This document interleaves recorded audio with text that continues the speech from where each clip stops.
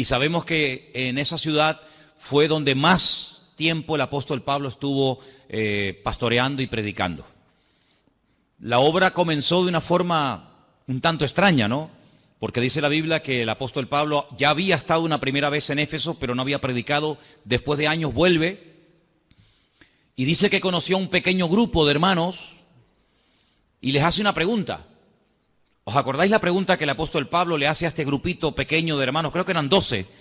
¿Os acordáis? ¿Alguien os suena? Todo esto está en Hechos capítulo 19, por si os interesa un poquito más conocer la historia, ¿no?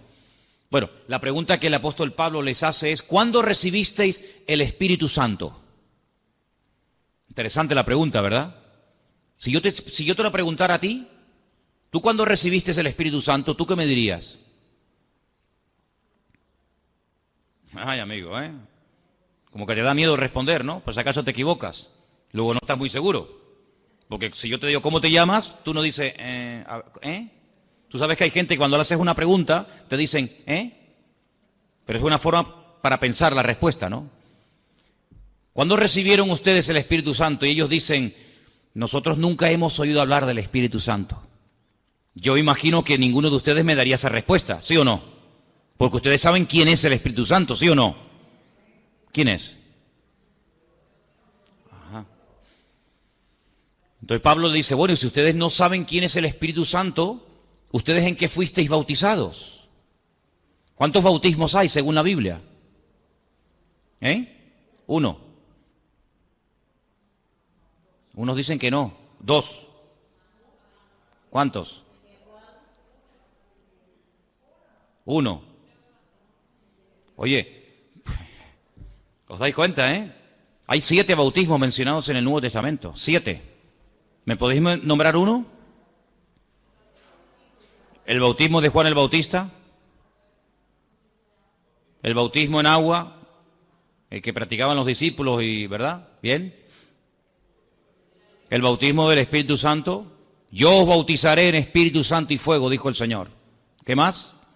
Por un mismo Espíritu fuisteis todos bautizados en un cuerpo.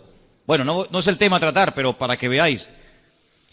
Entonces, el apóstol Pablo dice, mira, vamos a hacer una cosa con ustedes.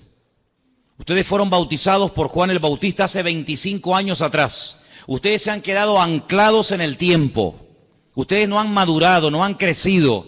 Ustedes viven de una experiencia que tuvisteis que fue muy bonita, pero forma parte del pasado hace 25 años. Y el creyente no puede vivir de los recuerdos, de la gloria pasada, sino tiene que vivir en una constante renovación, ¿sí o no? Porque si usted para contar un testimonio o para hablar algo bonito que el Señor hizo en su vida, tiene que recurrir a algo que le pasó hace 25 años, quiere decir que usted hoy no tiene nada que contar. Y sin embargo, el creyente cada día tiene algo que contar, ¿sí o no? Yo puedo contar testimonio de hace 25 años, gloria al Señor, pero también puedo contar testimonio de hoy mismo, porque Dios cada día nos sorprende y cada día, pues oye, tiene algo nuevo para nosotros, porque Él nos quiere llevar, como he dicho 1.000.000 de veces, de gloria en gloria. Y de victoria en victoria, y de bendición en bendición, y de triunfo en triunfo, Entonces, vamos a empezar de cero. El apóstol Pablo dice que los bautiza, y a continuación dice la Biblia que comenzaron a hablar en otras lenguas. Ya había pasado en Hechos capítulo 2, y así empezó la iglesia, con un pequeño grupito de 12 personas. Al poco tiempo, apareció por allí un matrimonio que llegaron a ser unos colaboradores tremendos en el ministerio del apóstol Pablo. Yo doy gracias a Dios por los que colaboran, ¿sabes? Gracias a Dios por los que cantan y por los que predican. Todo eso está muy bonito. Pero gloria a Dios por los que colaboran. Amén.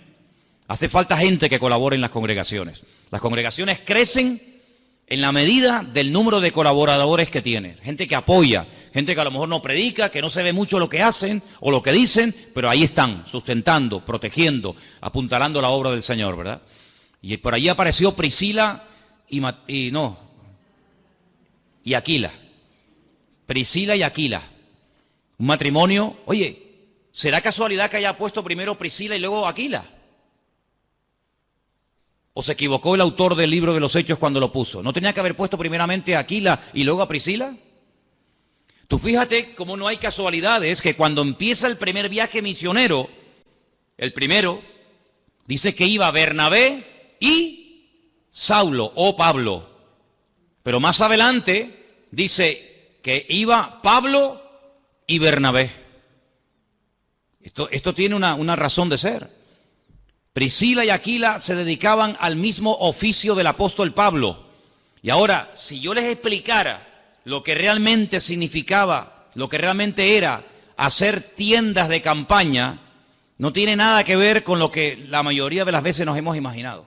El apóstol Pablo era fabricante de talit y por eso él tenía tanto acceso a las sinagogas de los judíos y por eso era tan bien recibido, ¿verdad? Pero bueno, vamos a dejar eso a un lado. La cuestión está en que tiene a Priscila y Aquila como colaboradores de la iglesia en Éfeso. Al poco tiempo aparece Tíquico. Al poco tiempo se une al equipo ministerial Timoteo. Y mira tú por dónde, ¿sabes quién estaba de miembro en la iglesia de Éfeso? El apóstol Juan. Sí, el que escribió el Apocalipsis, el Evangelio, allí estaba. ¿Pero con quién estaba? ¿Con quién estaba Juan? No. Tampoco. Estaba con una mujer muy importante. Estaba con María, la madre de Jesús, ¿o no? Porque en la cruz el Señor le dijo, Juan, ahí está tu madre, mujer, ahí está tu hijo. Y Juan se la llevó a su casa. Y la historia secular cuenta que durante muchos años María y Juan, el amado, eran miembros de la iglesia de Éfeso, en la que Pablo estuvo 2 años. El día de la despedida, cuando Pablo dijo, hermanos, mi tiempo aquí se ha terminado, me tengo que ir a otro lugar. El día de la despedida dice que reunió a los ancianos de la iglesia y les dijo, hermanos, sabéis cómo entré y sabéis cómo me voy. No le debo nada a nadie. Sabéis mi trabajo, sabéis lo que he hecho, sabéis lo que hice, pero agárrate lo que dice. Yo sé que el día que yo me vaya, de entre vosotros, no le está hablando a inconversos, no le está hablando a gente que pasaba por la calle y entraron, sino a los ancianos, a los líderes de la obra, les dice, yo sé que el mismo día que yo me vaya se levantarán de entre vosotros lobos rapaces que no perdonarán al rebaño. Increíble. No se habían levantado durante el tiempo de Pablo, porque claro, Pablo los tenía como a raya, ¿no? Pero en cuanto se creara esa especie de vacío, se iban a levantar personas con falsas enseñanzas, con falsas doctrinas, pero Pablo había estado 2 años, hermanos, 2 años predicando de noche y de día, casa por casa, uno por uno, 2 años el mejor predicador de la época, un apóstol de Jesucristo, 2 años enseñando sana doctrina y el día de la despedida dice, yo sé que ustedes van a contaminar la iglesia, porque ustedes son como lobos rapaces que van a esperar que yo me vaya para hacerse con el rebaño. Y entonces, ¿qué es lo que hace Pablo? Le dice a Timoteo, Timoteo, quédate aquí. Y comienza a corregir todas las barbaridades que van a comenzar a enseñar a esta gente. Comienza a exhortar, dedícate a la lectura, predica a tiempo y fuera de tiempo, que nadie tenga en poco tu juventud. Y le escribe no 1, 2 cartas le escribe a Timoteo para que él tenga material para enfrentarse a la dura lucha que va a enfrentar en Éfeso. Dicho sea de paso, en Éfeso a Pablo lo apedrearon y lo dieron por muerto. Sabéis que Pablo, cuando le escribe la carta a los Corintios, hay un momento en el que él da una lista de todos los padecimientos, de todos los sufrimientos que él ha ido experimentando a raíz de servir al Señor. Dice que fue apaleado, fue, apedreado, encarcelado, torturado, en fin, una barbaridad. Y dice, y en Éfeso peleé contra fieras. Probablemente lo lanzaron a la arena del circo romano y se lanzaron leones contra él, pero Dios lo protegió. Y en Éfeso a Pablo lo apedrearon. Y dice, y lo sacaron fuera de la ciudad y lo dieron por muerto. Y probablemente a Pablo el Señor lo resucitó en la ciudad de Éfeso. ¿Qué te parece? Y en ese lugar es donde Timoteo se queda. Y en ese lugar es donde él empieza su primera experiencia en el ministerio como pastor. Y en el capítulo 6... porque Pablo le da muchas instrucciones acerca de cómo tienen que comportarse los supuestos pastores, los diáconos, las mujeres, las solteras, las viudas, etc. En el capítulo 6, yo voy a leer a partir, si queréis, del versículo 3, unas palabras muy interesantes del apóstol que dice así.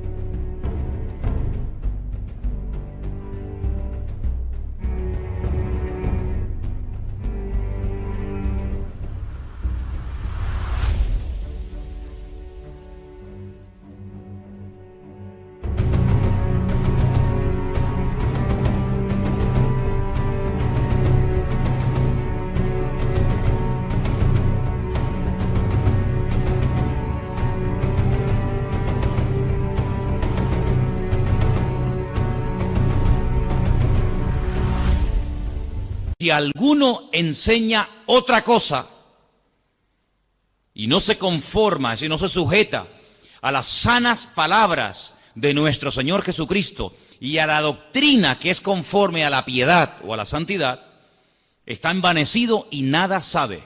Delira acerca de cuestiones y de contiendas de palabras, de las cuales nacen envidias, pleitos, blasfemias, malas sospechas, disputas necias de hombres corruptos de entendimiento, privados de la verdad, que toman la piedad como fuente de ganancia. Apártate de los tales. Pero gran ganancia es la piedad acompañada de contentamiento, porque nada hemos traído a este mundo y sin duda nada podremos sacar. Qué gran verdad, ¿eh? Así que, teniendo sustento y abrigo, estemos contentos con esto. Qué diferente la filosofía de vida de un cristiano, de un hijo de Dios, a la filosofía del mundo en la actualidad, ¿verdad? Teniendo comida, sustento y abrigo, dice, tenemos que estar contentos, no decir, bueno, vale, no, contentos. No resignados ahí, bueno, contentos, hermano, gozándonos en el Señor. Solamente con eso, con el sustento y con el abrigo, sí, pero no es que no tengo esto, no, es que eso no es necesario para la vida. Y sigo leyendo en el versículo 9, porque los que quieren enriquecerse caen en tentación y lazo, y en muchas codicias necias y engañosas que hunden a los hombres en destrucción y perdición. No hay nadie que hable más claro que Pablo y Santiago acerca del peligro de dejarnos seducir y atrapar por los bienes materiales y por el tener y tener y tener, y cuanto más tienes, más quieres. Porque, hermano, el no tener tiene un límite. Sí.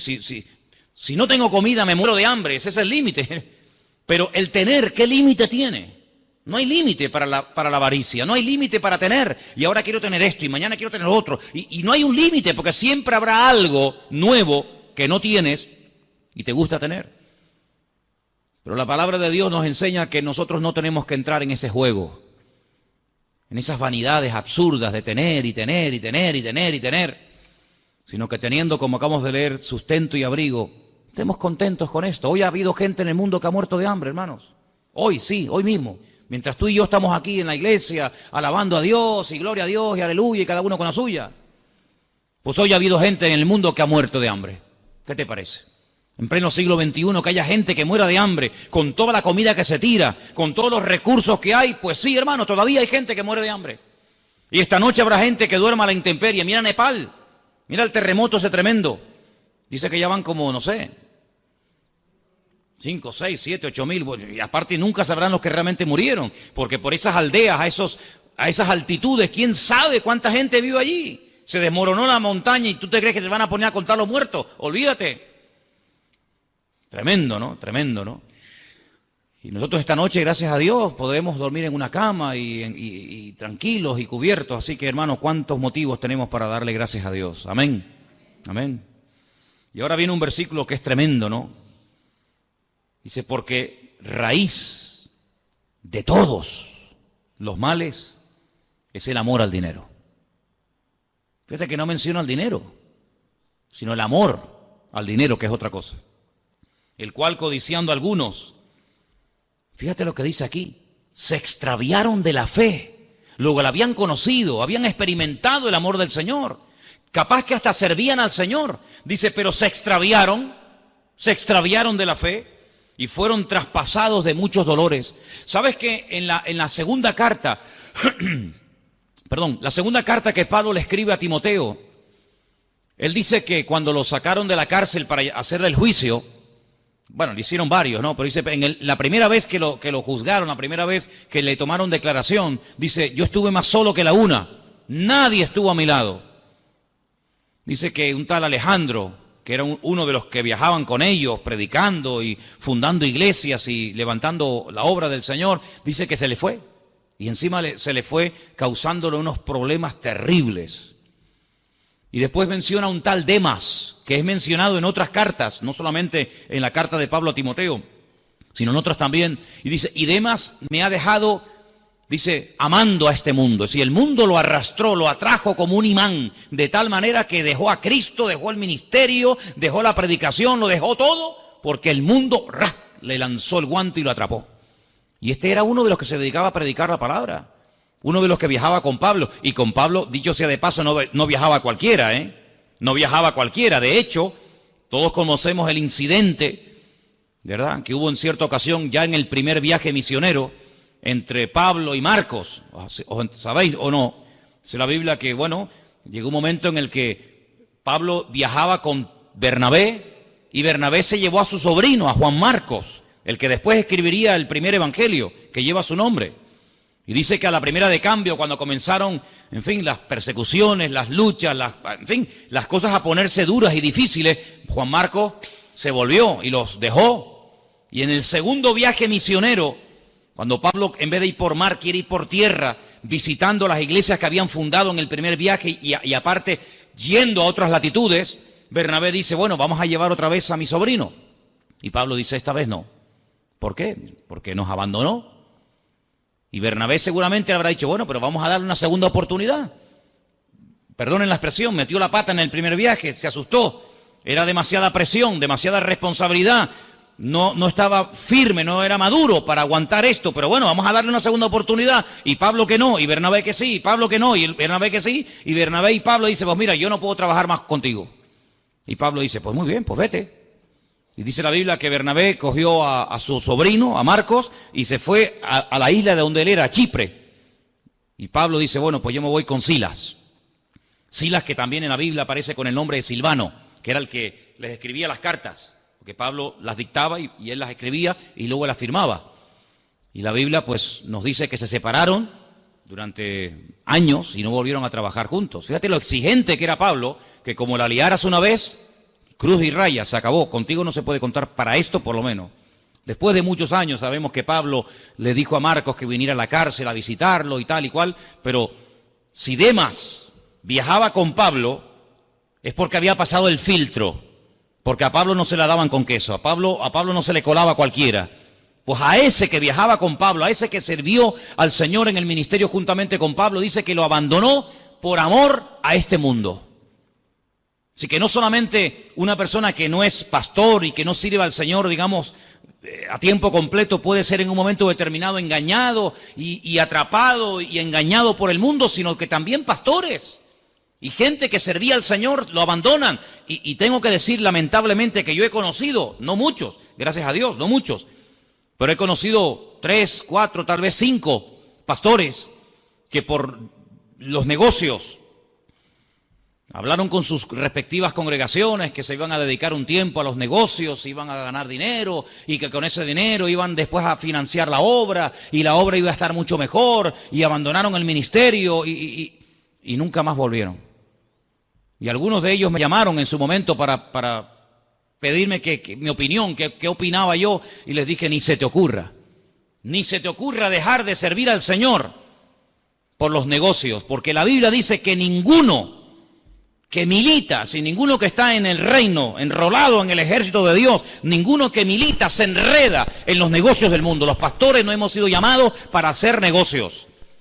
Déjaselo a las ovejas, déjaselo a los miembros de la iglesia que se dediquen a esas cosas, pero los pastores no estamos para hacer negocios de ningún tipo. A mí me han propuesto negocios, pastores de aquí de las islas. Oye, mira que hay este negocio que tú puedes ganar mucho dinero y con ese dinero pagas el alquiler de la iglesia y con ese dinero no sé qué. Digo, no se te ocurra nunca más volverme a llamar para ofrecerme tal cosa. Y algunos querían insistir y les tuve que hasta casi decir, mira, si me vuelves a llamar por esto te cuelgo el teléfono. Yo tengo prohibido categóricamente dedicarme al mundo de los negocios, porque yo soy una persona que ha sido llamada exclusivamente para servir al Señor.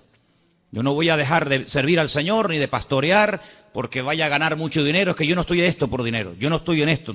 Ayer Elena y yo hablamos, nosotros hemos vivido en la península sin ser pastores, como evangelistas itinerantes, viajando por aquí, yendo por allá, sin recibir ni un solo centavo, y hemos vivido por fe, no solamente antes de venir aquí, sino en otras ocasiones. Sabemos lo que es vivir por fe totalmente, totalmente. Sé lo que sabemos lo que es sentarnos a la mesa con el plato vacío y orar y tocar a la puerta y el Señor suplirnos.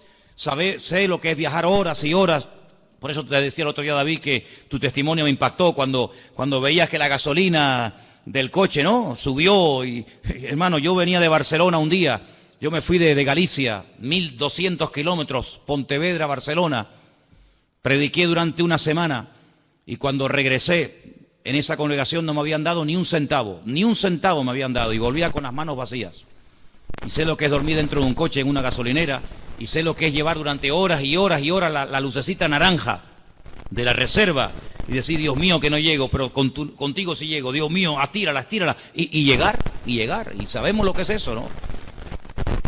Pero no es una tentación, no debería ser una tentación para una persona que sirva al Señor, tampoco para un cristiano, pero para uno que sirva al Señor menos todavía, no debería ser una tentación el tema económico, porque la Biblia dice, y lo vuelvo a repetir, que el que milita no se enreda en los negocios de esta vida. Y además de eso, hay una amonestación tremenda que hemos leído esta noche, que dice que el amor al dinero es la raíz de todos los males. Por amor al dinero se deja el ministerio, por amor al dinero se deja de venir a la iglesia, por amor al dinero se deja de servir al Señor, por amor al dinero se hacen guerras, se viola, se mata, se asesina, se hacen injusticias, por amor al dinero se hacen barbaridades. Y si no miren, el país en el que vivimos, ¿qué es lo que lo ha destruido? El amor al dinero, el amor al dinero. Y ahora le están pidiendo a la pobre gente que lleve su DNI deprisa y corriendo al banco, porque si no te bloquean la cuenta y no sé qué, no sé cuánto. ¿Y por qué no se lo han pedido a todos estos sinvergüenzas ladrones que han robado millones y millones y saben que han robado y no van a devolver ni un centavo? Ese es el mundo en el que vivimos, el amor al dinero, ¿verdad? Y ganan sueldos alucinantes que ni en toda la vida tú y yo vamos a vivir, pero quieren más y más y más. Y yo tengo 1 millón y quiero 5, y tengo 5 y quiero 100 y quiero 100. Miren al yerno del rey. ¿Qué más podía pedir ese muchacho? Casado con la hija del rey de España. Tenía su vida garantizada ya para siempre, él, sus hijos, sus nietos, pero la avaricia, el tener más, y una casa, y el otro, y lo otro. El amor al dinero, dice la Biblia, es la raíz de todos los males. Y nosotros no tenemos que entrar en ese terreno, porque es un terreno tremendamente peligroso. El poder y el dinero corrompen a la persona si no está bien parada, si no está bien arraigada en las cosas del Señor. Mire, el hombre más sabio de la tierra, que fue Salomón, según nos cuenta la Biblia, en el libro de Proverbios, capítulo 30. Proverbios, estamos en el Antiguo Testamento, si queréis yo os lo leo. Versículos 8 y 9, dice unas palabras tremendas. Bueno, se ve que él sabía la teoría, pero luego la práctica le costó un poco llevarla a la práctica, ¿no? Pero bueno, por lo menos la teoría la escribió y la sabía. Proverbios 30, 8 y 9 dice, 2 cosas te he demandado, no me las niegues antes de que muera. Vanidad y palabra mentirosa aparta de mí. No me des pobreza ni riqueza. Son los 2 extremos, ¿no? Manténme del pan necesario, no sea que me sacie y te niegue y diga, ¿quién es Dios? ¿Quién es Dios? O que siendo pobre, hurte y blasfeme el nombre de mi Dios. Ahí la sabiduría le funcionó y él sabía perfectamente que tanto un extremo, la miseria, la pobreza, como la superabundancia, son 2 peligros que terminan matando y destruyendo la vida del hombre. La pregunta que yo les quería hacer esta tarde acerca de este tema es, ¿se puede en la iglesia, o mejor dicho, habla la Biblia del tema del dinero?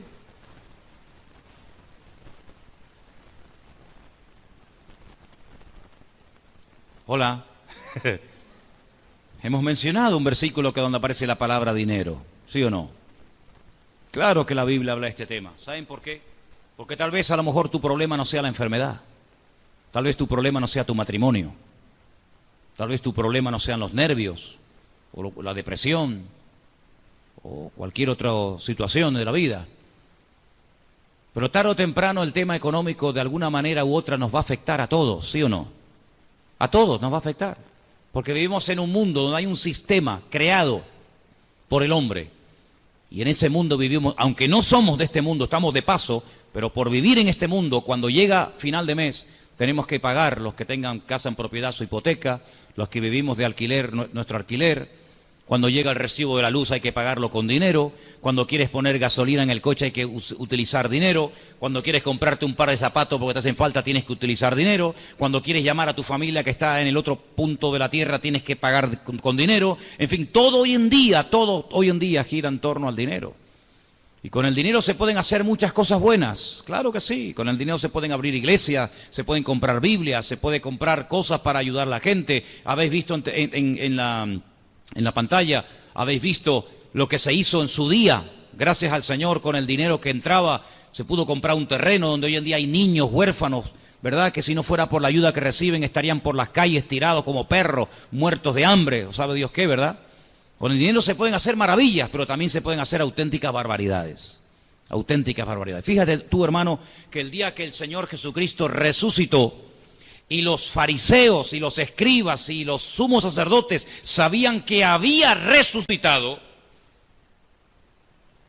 porque ellos sabían perfectamente que el testimonio de la guardia romana era un testimonio fidedigno.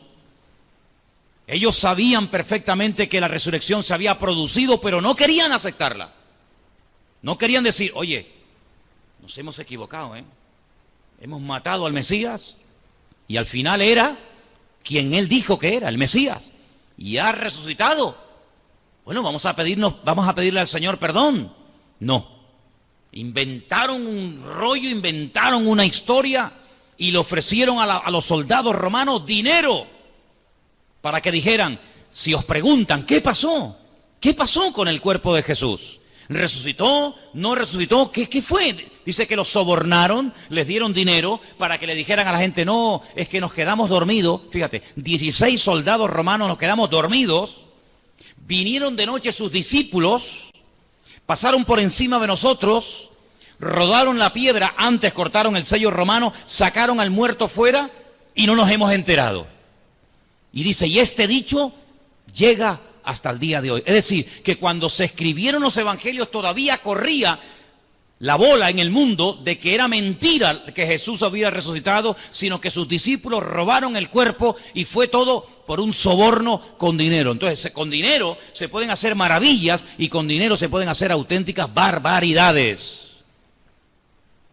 Porque el dinero es un instrumento, es un buen siervo, pero es muy mal amo, es tremendamente cruel. Si lo usas, será una bendición. Si te usa, te destruirá. Si lo usas adecuadamente, si lo administras, si lo canalizas para el fin por el cual Dios te lo dio, será una bendición. De hecho, el martes en la clase de discipulado pusimos en una pizarra las listas, las 2 listas que hay en el Nuevo Testamento de lo que llamamos los dones del Espíritu Santo, que están en Romanos capítulo 12 y Primera de Corintios capítulo 12, y uno de los dones es el don de repartir. Si la persona que Dios le provee, la persona que Dios lo prospera, pero que tiene claro que es como una herramienta que Dios le da, como a mí me da la herramienta de la predicación, pues a otros le da la herramienta de los recursos para que pueda el Evangelio correr y no se detenga la obra. Eso es un don. Eso es un don que no todo el mundo tiene. Porque no significa que porque una persona tenga muchos recursos, tiene el don. Pero hay un don en la Biblia. Y tenemos que pedirle al Señor el don de la generosidad. ¿Cuántos dicen amén? El don de la generosidad, porque eso es el don de repartir. Ser generoso, abrir la mano y cubrir las necesidades de la obra. Es un don, como el hablar en lenguas, como interpretar mensajes, como profetizar y como otros dones así que nos llaman mucho la atención. Pues hay un don que es el de servir, otro que es el de organizar o presidir, otro que es el de hacer misericordia, ¿verdad? Todo lo que tiene que ver con la obra social, etcétera. Y hay un don que es el de repartir. ¿Repartir qué? Pues lo que Dios te da, mijo. Lo que Dios te da, ¿para qué? Para ti, no. Para ti también, pero sobre todo para repartir, para que haya igualdad en el cuerpo de Cristo. Eso dice la Biblia. Eso es lo que dice la palabra de Dios. Por lo tanto, el dinero como instrumento es muy poderoso. Tú imagínate que tuviéramos ahora 100.000 euros, 200.000 euros, por ejemplo, en la cuenta de la iglesia.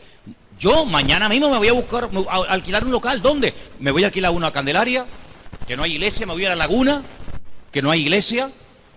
La Laguna, 200.000 habitantes. Ciudad universitaria. donde hay miles y miles de jóvenes, incluso que vienen de otras islas. Pues yo me voy mañana con el equipito de sonido.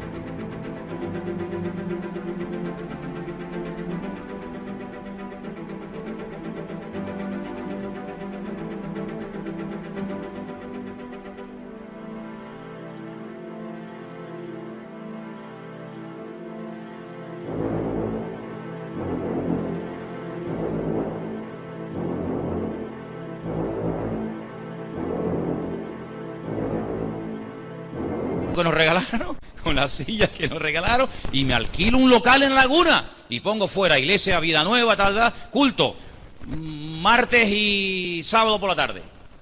Aquí, jueves y domingo por la tarde. Y en Candelaria, lunes y viernes. Y predico todos los días, yo no tengo problema en eso, a mí me encanta eso.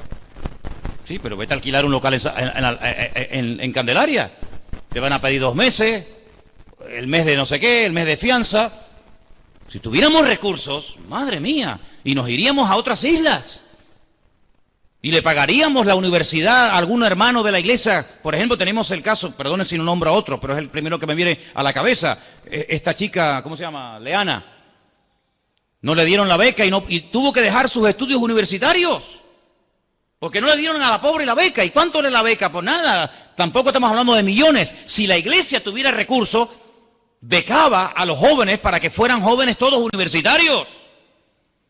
Y si la iglesia tuviera recursos, pues construiríamos casitas, haríamos un barrio cristiano, o aquí en este edificio que hay 7 pisos vacíos, 7 pisos vacíos. Yo hoy estaba en mi casa y miraba y decía, Señor, encima de nuestra iglesia hay 7 departamentos vacíos. Aquí al lado, pared con pared, tenemos un local tan grande como este, que si tuviéramos recursos, yo alquilaba los 7 pisos, y alquilábamos el local de al lado. ¿Para qué? No sé, haríamos otro rastro, haríamos un salón para los jóvenes, un salón social para dar de comer. No se cerró la puerta en el albergue, pues aquí ahora vamos a poner un comedor social para todo el mundo. Sí, pero ¿cómo lo hacemos? ¿Cómo lo hacemos? O sea, están pidiendo 1.000 euros de alquiler por este local. Y por poco que pidan van a pedir 300 o 400 euros por cada piso. Si tuviéramos 7 podríamos ayudar a las familias necesitadas de la obra. Con dinero, hermano, se pueden hacer maravillas.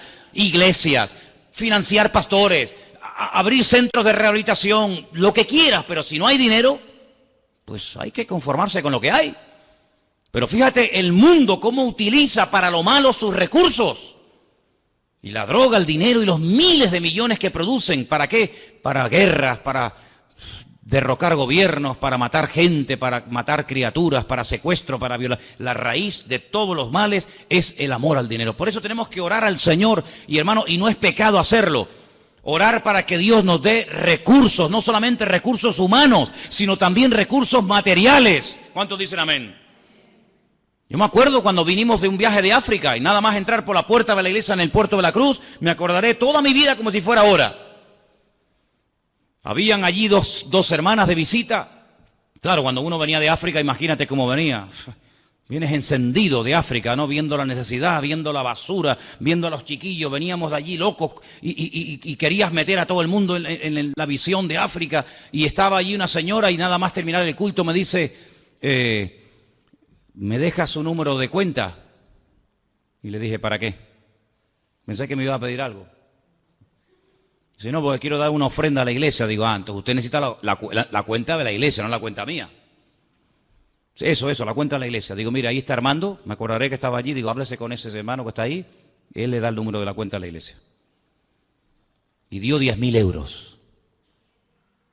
Que no ha sido la ofrenda más grande que han dado aquí, ¿eh? Porque aquí una vez un hermano dio 5 millones de pesetas, ¿eh? Cuando empezamos, un hermano de aquí dio 5 millones de pesetas y a la semana otro dio 2.700.000 pesetas. Cuando empezamos aquí hace 14 años. Y con ese dinero, pues se compró el terreno, se comenzó a construir, después vino un hermano que ya no se congrega aquí, que dio un día 5.000 euros. Me fui un día a predicar a Madrid y salía del baño y se me acercó una hermana y me dijo, tenga hermano, para los niños de África, y me dio 1.000 euros. Y fue una cosa increíble. Con dinero, hermanos, se pueden hacer maravillas, maravillas, sinceramente.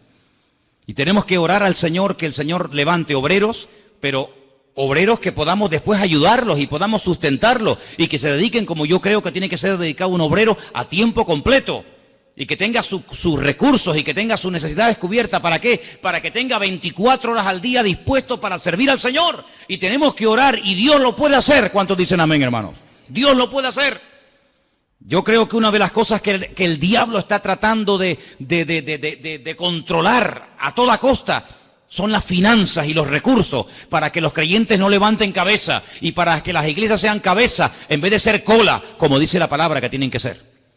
Y a mí me da mucho dolor cuando veo hermanos que tienen, perdón, para que seamos cabeza y no cola, ¿no? Lo dije al revés, perdón. Menos mal que ustedes ya saben de la Biblia. Que ya pueden corregir al pastor. Fíjate qué maravilla, ¿eh? Qué nivelazo, ¿eh? Tremendo, ¿eh? Entonces, hermanos, tenemos que orar que Dios supla recursos, hombre.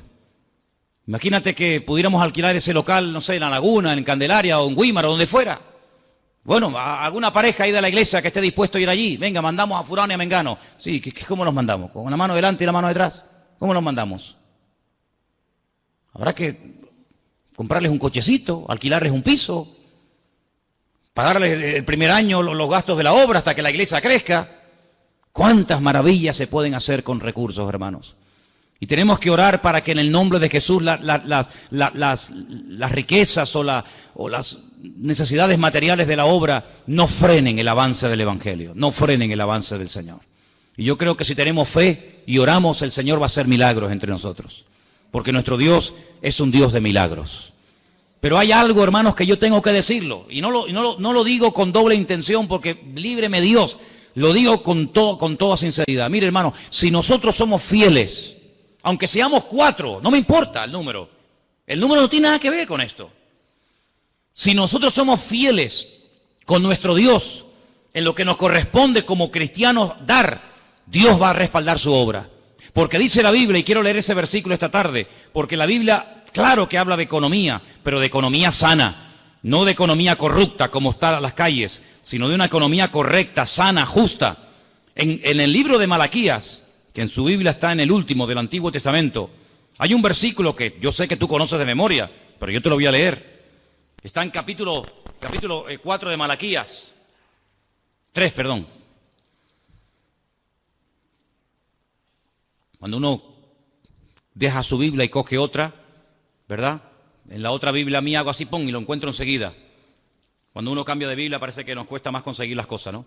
Pero hablando acerca de las ofrendas, hablando acerca de los diezmos. ¿Me ayudáis? Es el 10, pero que sí, 3, sí, perdón, ya está, sí, 3:10, perdón, sí. Es que en la otra Biblia tengo ese versículo a la izquierda y en esta está a la derecha. Capítulo 3 de Malaquías, verso 10. Bueno, si quieren arranco desde el... pasa que es muy fuerte el 9, no sé si les va a gustar que lo lea. No sé qué hacer. Yo iba a leer el 8, pero es que el 8 es peor. Ay, mi madre. Ahora me metí en un follón. Ahora me metí en un lío. ¿Puedo leer el 8? Tú eres el que me estás diciendo que lo lea, ¿eh? ¿Robará el hombre a Dios? Y tú dices, ¿cómo va a robar un hombre a Dios? ¿Se puede robar a Dios? Bueno, vamos a seguir leyendo. Vosotros me habéis robado. Y dijisteis, ¿en qué? ¿En qué te hemos robado a ti? Y dice el Señor, en vuestros diezmos y en vuestras ofrendas. Yo te dije que el versículo era muy fuerte, ¿eh? Yo te dije que el versículo era tremendo. ¿Me dejáis leer el 9? Bueno. Malditos sois con maldición, porque vosotros, toda la nación, me habéis robado. Claro, tú lees esto y tú dices, madre mía, qué tremendo, ¿no? Así que esta gente, si lees el contexto, sembraban, apenas cosechaban, todo les iba mal, estaban bajo maldición, según hemos leído, Porque Dios les dice en el versículo 8, me habéis robado en esto y en esto. Y las consecuencias las estáis sufriendo. Así de claro. La pregunta es, ¿hay solución? ¿Hay remedio? Siempre hay solución, hermano. Siempre hay remedio. Siempre. Cuando el Señor apunta con su dedo y señala en una dirección hacia algo que estamos haciendo mal, no lo hace para condenarnos, sino lo hace para decirnos, oye, pero si quieres, puedes salir de este callejón sin salida. Sí, estáis mal, estáis bajo maldición, lo habéis hecho fatal, pero la solución la da en el verso 10, que era el que yo en un principio quería leer, pero te leí el 8 y el 9 porque tú me diste permiso para leerlo. Traed todos los diezmos al alfolí. ¿Sabéis lo que era el alfolí? Porque si leo una palabra y no la entendéis, ¿para qué sigo? El alfolí era una caja, un cajón grande, con una especie de ranura, como una hucha gigante, ¿vale? Traer todos los diezmos al cajón, traer todos los diezmos a la hucha. Por eso, dicho sea de paso, sabéis que hay muchas huchas que tienen forma de cerdo. Es un cerdito con una rajita arriba, ¿sí? ¿Y por qué tienen forma de cerdo? Porque los que daban el diezmo eran los judíos. Las naciones paganas no pagaban el diezmo, pero los judíos daban el diezmo. ¿Y cómo llamaban a los judíos? Cerdos. Y era un insulto. De ahí vienen las huchas con forma de cerdito. Traed los diezmos al alfolí, haya alimento en mi casa. Y ahora dice algo tremendo, que no lo dice sobre otro tema, pero sí sobre este. Probadme ahora en esto. Si no, os abriré las ventanas de los cielos, derramaré sobre vosotros bendición hasta que sobreabunde. Además, verso 11, reprenderé también por vosotros al devorador, y no destruirá el fruto de vuestra tierra, ni vuestra vid en el campo será estéril, dice el Señor de los ejércitos. Y todas las naciones os dirán, bienaventurados, porque seréis tierra deseable, dice el Señor de los ejércitos. ¿Cómo empieza el versículo? Malditos sois con maldición, mira cómo va la vida, mira la situación en la que estáis. ¿Cómo termina la historia? Seréis la envidia de las naciones, tierra deseada, tierra bendecida, tierra prosperada. ¿Por qué? Porque cuando ustedes escogen un camino donde ustedes son los que ponen las normas, donde ustedes son los que me estáis mirando a mí, ¿verdad? Estáis mirando a mí, al que predica. Siempre se mira al que predica, no al que entra ni al que sale. Cuando una persona hace su voluntad, cuando una persona hace las cosas a su manera, pues las consecuencias son terribles. Cuando una persona escoge el camino del Señor, obedece al Señor, cumple su palabra, dice aquí que se llegarían a ser una nación deseable para todas las naciones. Vete al Oriente Medio, vete a Irak. ¿Cómo está Irak? Es una pena, un desastre. Vete a Siria, ¿cómo está? Desastre. Vete a todos esos países. ¿Cuál es la ciudad, el país más bendecido de Oriente Medio? Donde los limones son así de grandes, así de grandes. Donde hay bendición, donde hay prosperidad, donde no hay paro, donde no hay analfabetismo, donde buscan gente porque hay trabajo y trabajo de sobra. ¿Cuál es la ciudad, el país más bendecido y más próspero de Oriente Medio? El más chiquito de todos, el más pequeñito. Arabia Saudita, no señor. Dubái tampoco. ¿Cuál es el país más bendecido? El pueblo de Dios, el pueblo de Israel. Por eso es la envidia de todo. Por eso todos quieren destruirlo. Por eso todos están contra él. Por eso todos van en contra. ¿Por qué? Porque la bendición de Dios levanta envidia. Porque la bendición de Dios, el respaldo del Señor, pone furioso al enemigo. Cuando tú no produces envidia en el enemigo no se mete contigo. Cuando tú eres una persona bendecida, cuando el gozo del Señor es tu fortaleza, cuando el Señor te va abriendo puertas, todas aquellas personas que dicen que no creen en Dios, en lo más profundo de su corazón te tienen envidia y celos. ¿Por qué? Porque ven el respaldo del Señor sobre tu vida. Fíjate qué curioso, te voy a poner un ejemplo. Un esclavo, un muchacho que no lo quieren ni sus hermanos, sus propios hermanos carnales ni lo quieren, no lo pueden ver en pintura, le han puesto un mote. Antiguamente, aquí había gente que se conocía más por el mote que realmente por su nombre propio. Ahí viene el soñador, unos celos, una envidia terrible, todos los hermanos, desde el más grande hasta el más pequeño, contra su hermano José. ¿Por qué? Porque es un chico bendecido, Porque es un chico que tiene comunión con el Señor, Dios le habla, Dios le da sueño, Dios le da revelación, y la envidia, te vuelvo a repetir, siempre, siempre despierta envidia y celos en la gente que te rodea.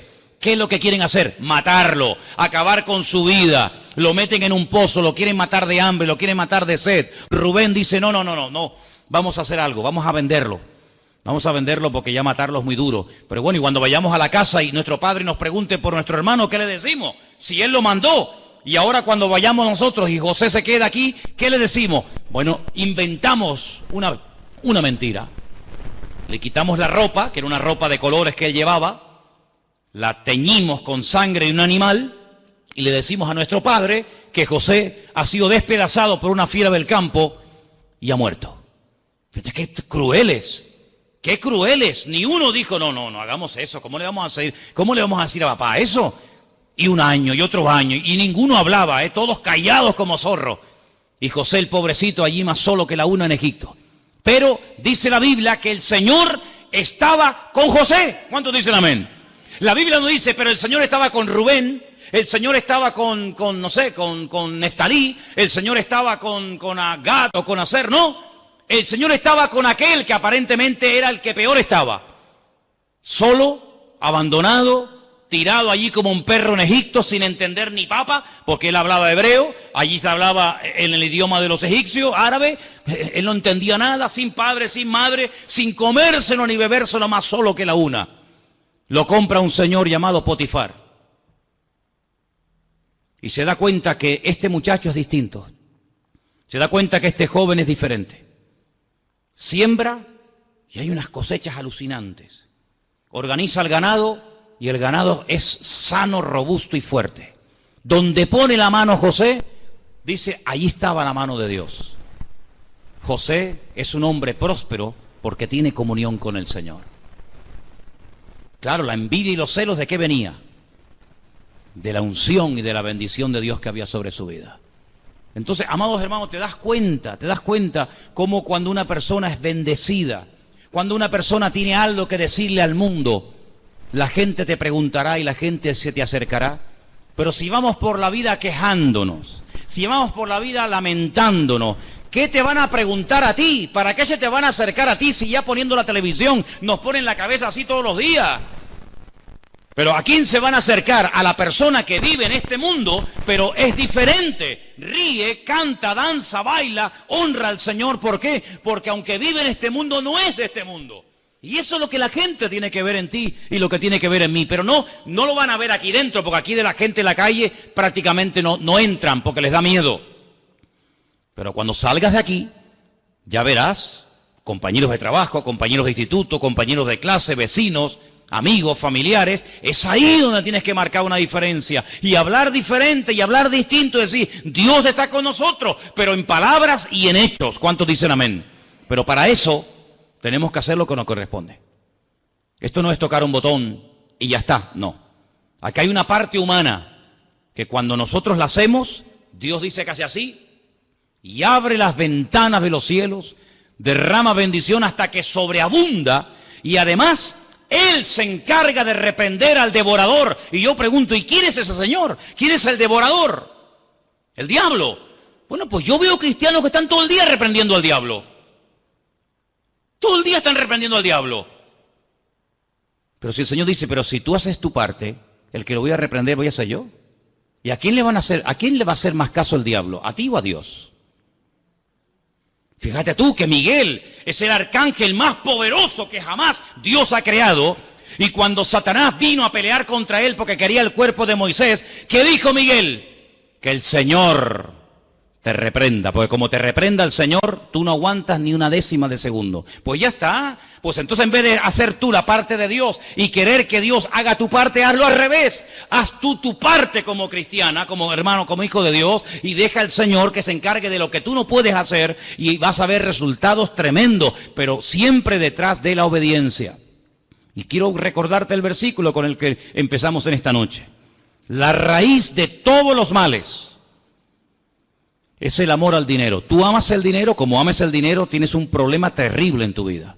El dinero tienes que usarlo, porque es un instrumento Un instrumento que tiene que ser tu siervo, tiene que estar para tu servicio y no tú para el servicio del dinero, porque entonces eres hombre muerto. Nunca te va a llegar nada. Tendrás, como dice la Biblia, saco roto, que meterás la mano y nunca hay nada. Pero cuando uno tiene el contentamiento del Señor, tú te das cuenta de que cada día es una bendición de Dios. Dicen los judíos, y termino, no por trabajar más se gana más.